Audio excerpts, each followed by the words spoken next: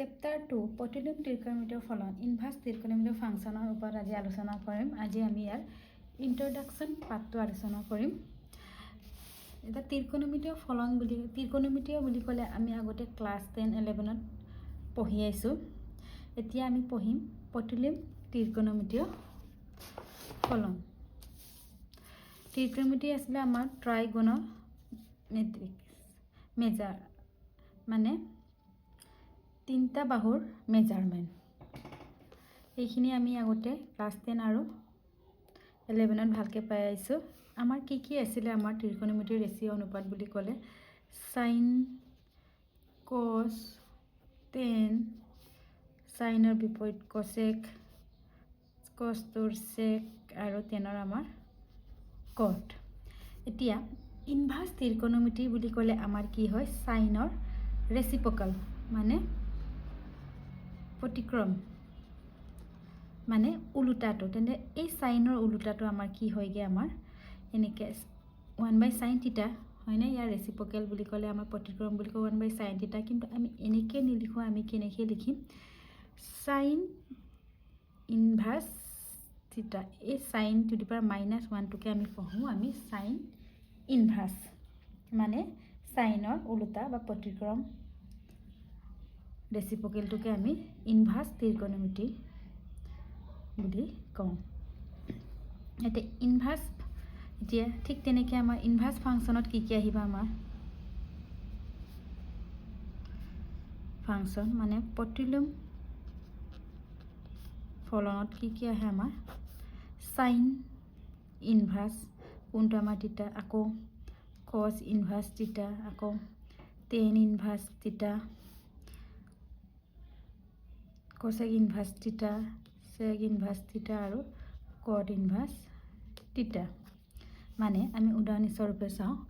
আমাৰ a cross b equal to 3। তেনেহ'লে a equal আমাৰ 3/b। আমি 3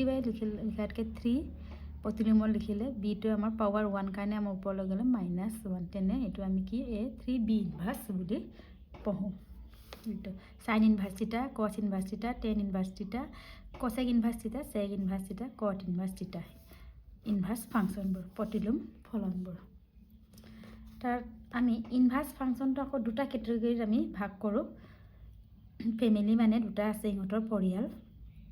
ইনভাৰ্স ফাংচনৰ প্ৰতিলোম ফলনৰ। প্ৰথম ফেমিলি কেটেগৰীত আছে ফেমিলি এ বুলি লৈছোঁ যেনিবা মই কেটেগৰী আকৌ ফেমিলি বি। এইটো ভালকৈ চাবা মনোযোগ দি। ফেমিলি এত কি আছে আমাৰ সাইন ইনভাৰ্স থিটা থিটা মানে কোনটো আমাৰ কসেক ইনভাৰ্স থিটা আৰু টেন ইনভাৰ্স থিটাটো আমাৰ ফেমিলি এ মানে কেটেগৰী 1ত পৰে। আকৌ ফেমিলি বিত কেটেগৰী 2ত আমাৰ কি পৰে কস ইনভাৰ্স থিটা, সেক ইনভাৰ্স থিটা, কট ইনভাৰ্স থিটা। এইকেইটা আমাৰ ফেমিলি কিয়ত পৰে বি। এইটো আমাৰ টেন ইনভাৰ্স আৰু কট ইনভাৰ্স কেলে ফেমিলি এত আৰু ফেমিলি বিত পৰিছে চোৱা। আমি টেন ইনভাৰ্স থিটাটো আমি কি লিখিব পাৰোঁ সাইন ইনভাৰ্স sin/থিটা আমি ইনভাৰ্সত আছে কাৰণে ইনভাৰ্সত লিখিম কস ইনভাৰ্স থিটা। ইয়াত লগতো কি আছে আমাৰ সাইন ইনভাৰ্স সাইন মানে নিউমিনেটাৰটো আমাৰ কি আছে সাইন ইনভাৰ্স আৰু সাইন ইনভাৰ্সটো আমাৰ ফেমিলি কেটেগৰী এত পৰে। এইকাৰণে আমাৰ টেনটো আমাৰ ফেমিলি এতে সোমাব মানে কেটেগৰী এত সোমাব। আকৌ কটটো কিয় আমাৰ ফেমিলি বিত সোমাইছে কট আমাৰ কি কস ইনভাৰ্স থিটা বা সাইন ইনভাৰ্স থিটা। তেনেহ'লে আমাৰ লবটো চাবা নিউমিনেটাৰটো চাবা কি আছে লব আমাৰ কস আছে। এইকাৰণে এই কট ইনভাৰ্স থিটাটো আমাৰ ফেমিলি বিত বা কেটেগৰী বিত পৰে। এতিয়া আহিব আমাৰ নেক্সটটো আদিকেত্ৰ ডমেন আৰু পৰিসৰ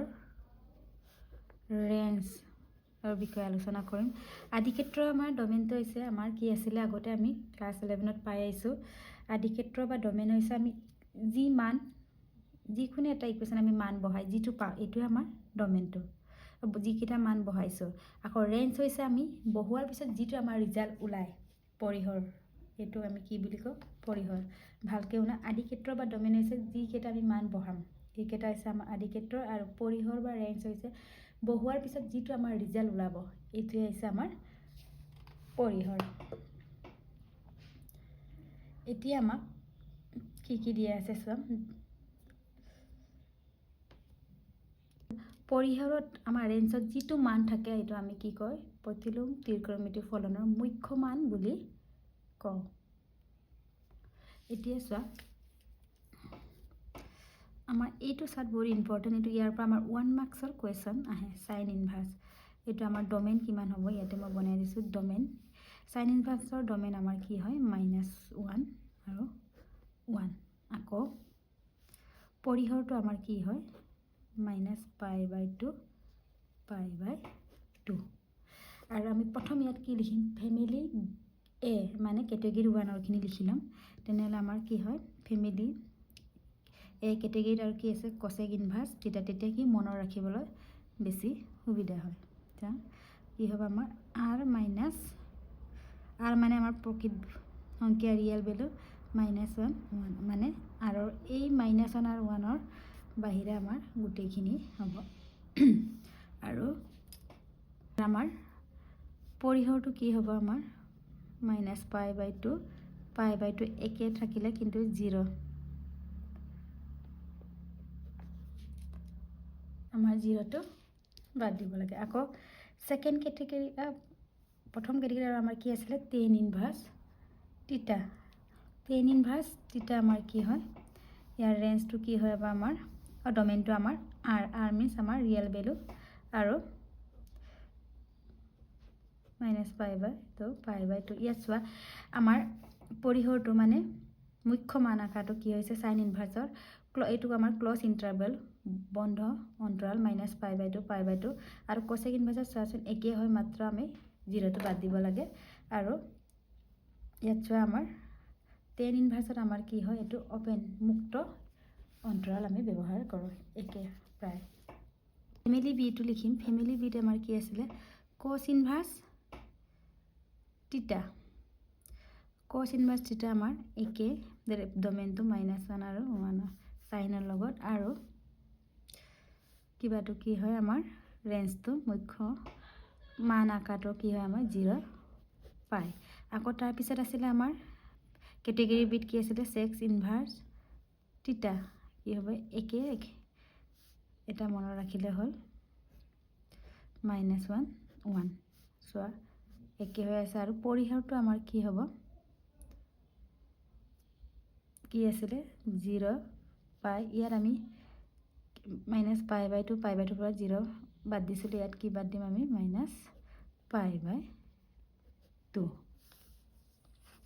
নেক্সট আমাৰ কি হয় cot ইনভাৰ্স থিটা এইটো আমাৰ আৰ একে ইয়াত ডমেইনবোৰ মনত ৰাখিবলৈ ভাল সাইন আৰু কসৰ ডমেইন একে কোসেক আৰু সেকৰ ডমেইন একে আৰু টেনৰ আৰু কডৰ ডমেইন একে তাৰপিছত ইয়াত আমাৰ কি একে হ'ব আমাৰ ফেমিলি ৰেঞ্জ কেটা কিন্তু ইয়াত আমাৰ বন্ধ অন্তৰাল আছে ইয়াত কি হ'ব আমাৰ মুক্ত অন্তৰাল এইটোৰ পৰা আমাৰ 1 মাৰ্কস আহে তেনেকৈ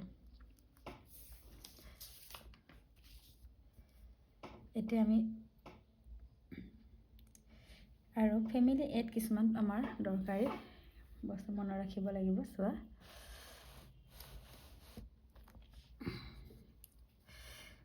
মানে কেটেগৰী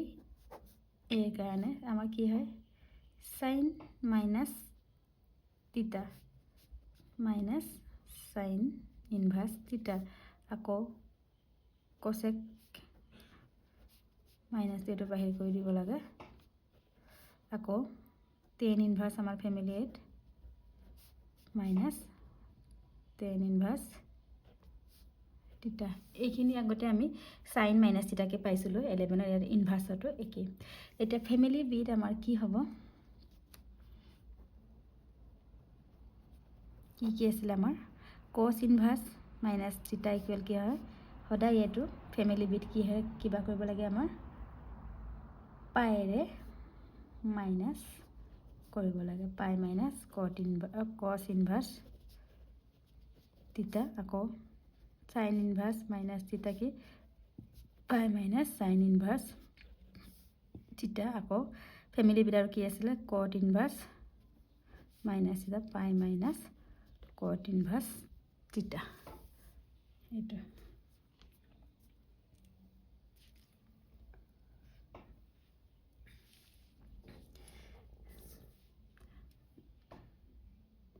যেতিয়া এইখিনি আমি ফৰ্মুলা এক্সাৰসাইজ কৰিম তেতিয়া এইটো ভালকৈ বুজি পাবা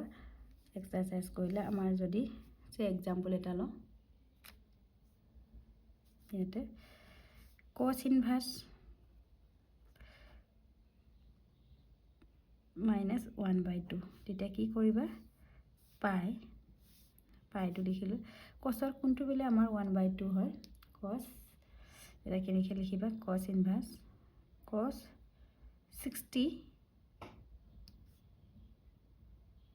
60 ডিগ্ৰী তো আমাৰ 1/2 60 ডিগ্ৰীত আমি ৰেডিয়ান লিখিলে কিমান লিখিছিলোঁ π/3 তেতিয়া cos ইনভার্স কেনসেল যায় তেনে π/3 কিমান হ'ব 2π/3 এনেকৈ আমি উলিয়াব যেতিয়া এক্সাৰসাইজ কৰিম তেতিয়া ভালকৈ বুজি পাবা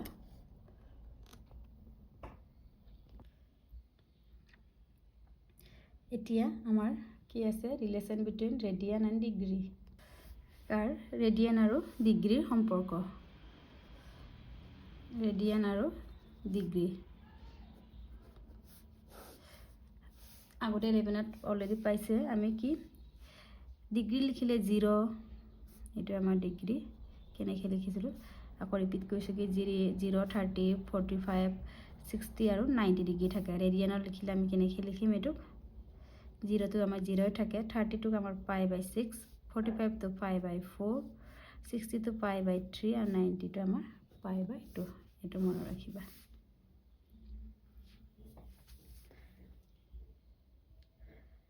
আৰু নেক্সট আছে আমাৰ সাবস্টিটিউট এক্সপ্ৰেশন আমি প্ৰতিস্থাপন কেনেকৈ কৰিম কুৱেশ্যনটোৰ প্যাটাৰ্ন যদি কেনেকৈ থাকে আমি কেনেকৈ সাবস্টিটিউট কৰিম প্ৰতিস্থাপন আমাৰ কুৱেশ্যনটো চোৱা কি ফৰ্মত আছে যদি আমাৰ x² + a² বা √(x² + a² থাকিলে আমি কি সাবস্টিটিউট কৰিলে আমি x টো কি লিখিম x = a tan থিটা ধৰিব লাগে আৰু বা x = a cot থিটা যদি আমাৰ এইটো ফৰ্মত থাকে বা 1 + x² 1 + x² থাকিলে আমি এটা a ঠাইত আমাৰ 1 আছে তেনেহলে x = কি লিখিবা tan থিটা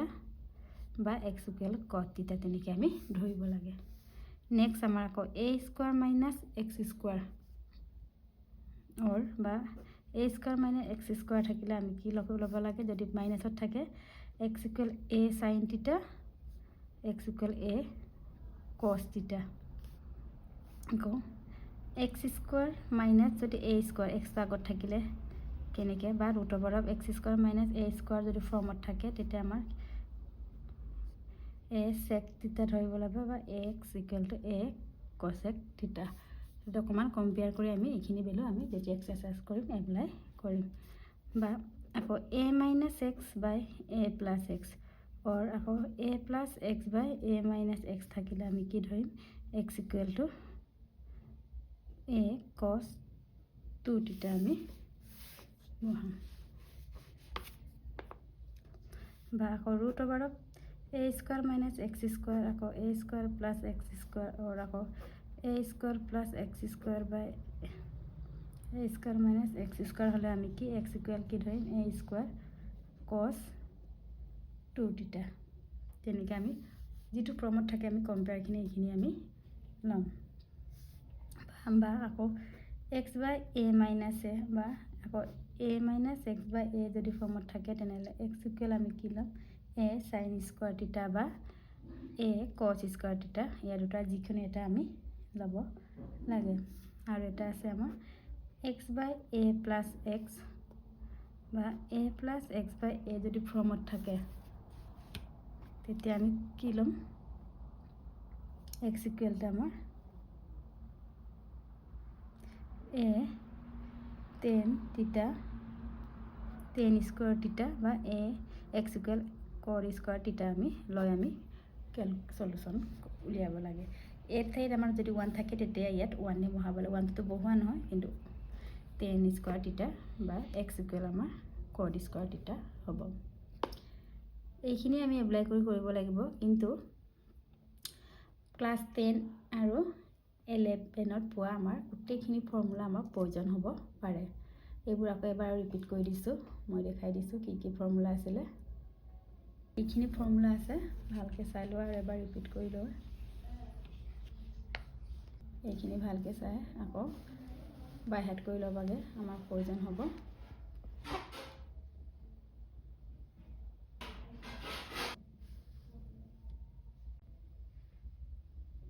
আমাৰ ত্ৰিকোণমিতিৰ টেবুলখনো দি দিয়া আছে, ভালকৈ চাই লোৱা। ইয়াৰ পিছত আমি এক্সাৰচাইজবোৰ অনুশীলনীবোৰ আলোচনা কৰিম।